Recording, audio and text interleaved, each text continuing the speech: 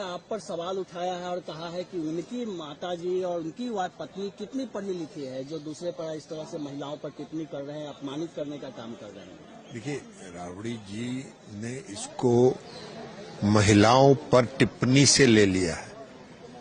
राबड़ी देवी जी बिहार की मुख्यमंत्री भी रही हैं,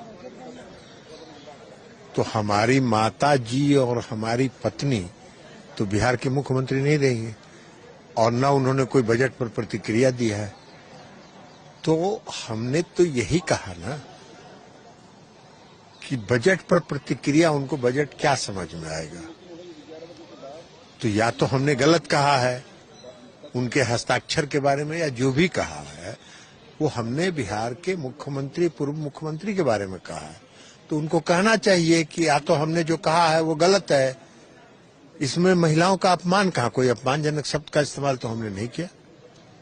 हमने कहा कि उनके हस्ताक्षर इतने लंबे होते हैं तो उनको बजट क्या समझ में आया। बजट तकनीकी चीज है, तो अगर तकनीकी चीज उनको समझ में नहीं आया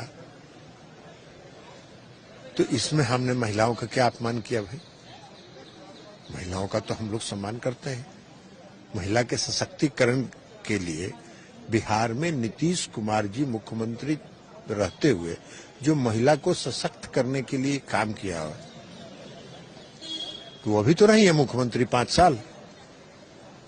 तो क्या किया उन्होंने महिलाओं के सशक्तिकरण के लिए, जरा ये बताएं। महिलाओं के प्रति वो बहुत अगर सजग हैं तो महिलाओं को सशक्त करने के लिए क्या काम किया उन्होंने मुख्यमंत्री के रूप में।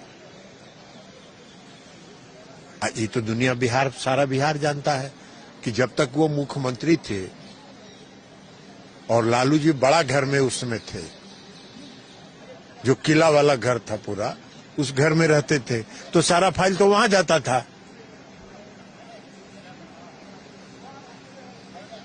तो सब जानता है बिहार में। तो इसमें कोई महिलाओं के अपमान की बात तो हमने कही नहीं, कोई हमने असंसदीय भाषा तो कहा नहीं।